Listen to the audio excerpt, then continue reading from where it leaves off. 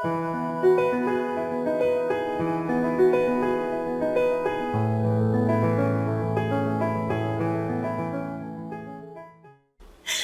I'm Demi Stevens, founder and CEO of You're the Book Press and editor-in-chief of Self Pub Magazine. Here in the studio today with author B.K. Fowler for a little bit of a person behind the author view. Ooh, no pressure. Not at all. When did you get started writing, Beth?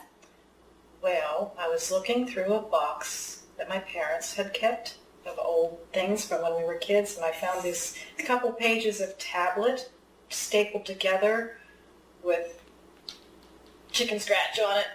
Your handwriting. I was 8 years old, so that was my first self-published book.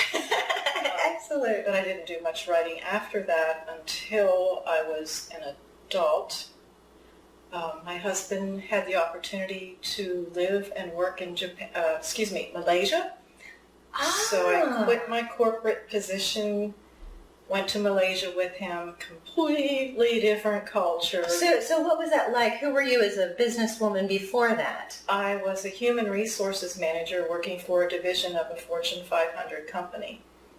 Picture the attaché case and back then the shoulder pads. Yeah, I have a few jackets like that. Little bow necktie. Oh, I want to see the pictures. Okay, so the two of you get on a plane or what? We got on a plane. When you land in Malaysia, it even smells and feels different. Everything is different. Part of the adjustment that I had to make was, who am I without my corporate employee type identity? And my husband, who is the smartest man I know, got me a computer. I didn't even know I wanted a computer. I had no desire for a computer, but he got me a computer. So what do? I start writing. Well, I'm still business-minded, and I figured out I can sell and query to any place in the world. From anywhere, yeah. From anywhere. About what time frame was this? This was before email was really big. Okay. But I did manage to sell articles from Malaysia to other countries. Oh, the time period? Like 80s, early 90s? We're talking early 90s. Early 90s, yeah. 92. My first published article for which I was paid was in 1993. Did you do the happy dance? I said, why not me? Why not?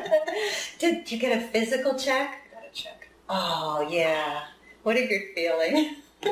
I remember the first time I got paid for playing music. We must have rehearsed about 60 hours, and the check was $25. I know. Could not have been happier. I know.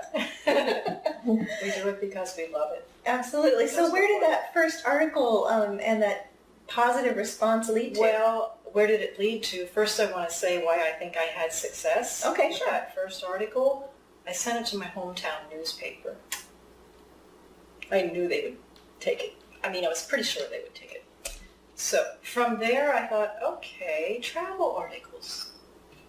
I can write travel articles. Well, that makes perfect sense because you were traveling already. I was already somewhere else. And when I meet with people who want to write travel articles, what I tell them is every place is someplace else to someone else. Mm. York County is a foreign place to people who don't live here. Oh, great idea. And also for people who do live here, there are things that they say they're going to go to, but they never do.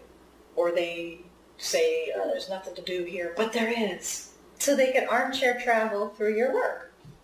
Yeah, very neat. So was there a little bit of a period of travel writing for you then? I did a lot of travel writing. Yeah.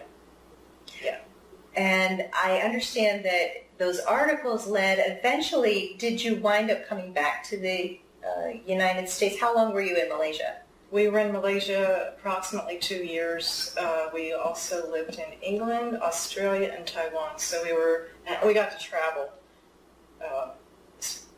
other European countries, other Asian countries. We were overseas for 10 years. Came back in 2002. Did you have culture shock on this end again? I did. It's called reverse culture shock. Oh, okay. There's a name for everything.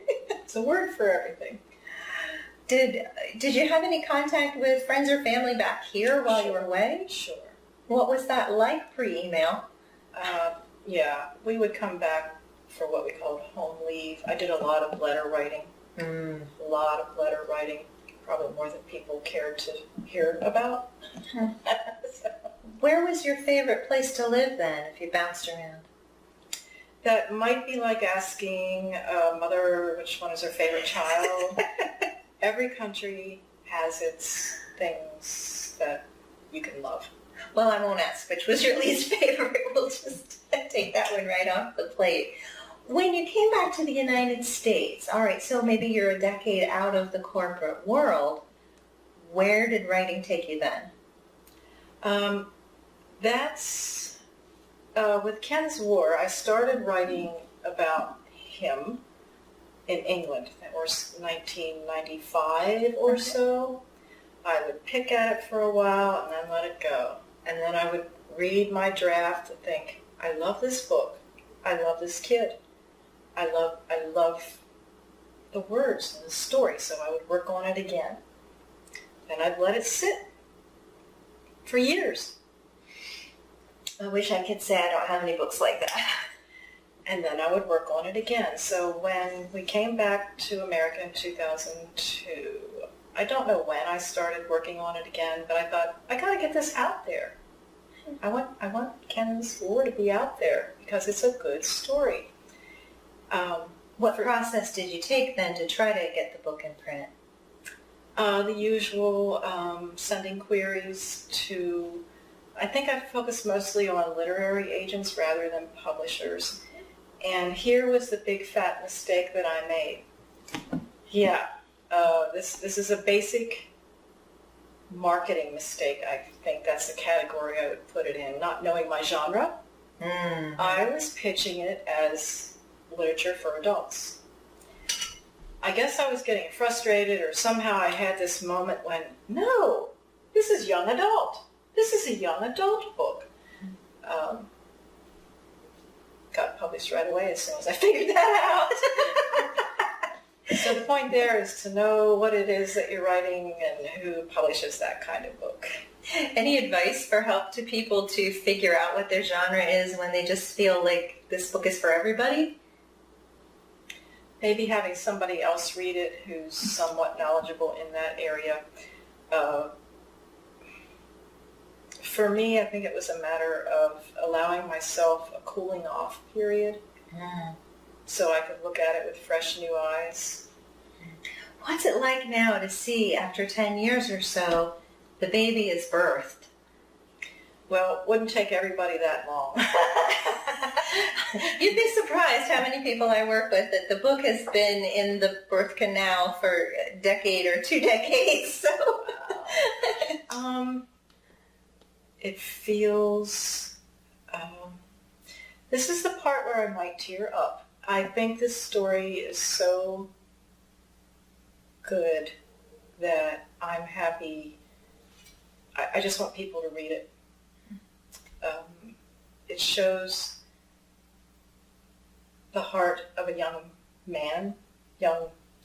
He's 15 when it starts. He's 17 at the end. It shows how he's brave, how he thinks, how he interprets the things that adults say to him, how he's figuring out Japanese culture. Because one time he says to Wizard, "Don't they hate us?" And Wizard's like, "Well, no. I mean, Hiroshima." And then Wizard explains to him why the Japanese didn't appear to hate. So he's just trying to figure out his place in the world. And that's what good young adult novels do. We learn through reading them, maybe, where do I fit into the world? That sounds like a beautiful way to have that trial and error, like to live through other people's culture shock, but to make your life feel more, centered and like you have a little more control than you thought you did. What kind of research did you need to do to bring in those Asian aspects? Were there things that you picked up along the way or Japan-centric research? we had a chance to go to Japan, and I took notes and collected information like you would not believe. I absorbed everything, and pictures and everything. Because of the internet, I was able also to do some research to kind of beef up certain parts. And I do know Japanese people. One of my best friends for a while when we were overseas was Japanese, and we also lived in Asian culture for a while. So yeah. I absorbed as much as I absolutely could. Is there any, challenge you might throw out to some of our viewers today about what they might consider doing with their own stories? As you're going about your day-to-day business, whatever it is that you do, look at the world as if you were not from here. We're in Glen Rock, and I came from 83 to here. The whole world changed between those two places, didn't it? What beautiful, beautiful scenery. I used to teach at Susquehannock High School. I saw Glen Rock every day during the school year. Oh, but now you don't see it every day anymore. No. So now I'm looking at it and saying, wow, this is a treasure. It's a treasure. The landscape. Prodigal child has to go away. So that's my point. Pretend that you are a foreigner, and you will never say there's nothing to do around here. It's boring. It's blah, blah, blah, blah. If you look at it with new eyes, it changes everything. What a great idea. Thank you so much for joining us today. This is Beth Fowler, and we look forward to meeting you and more authors in our future. Thanks so much.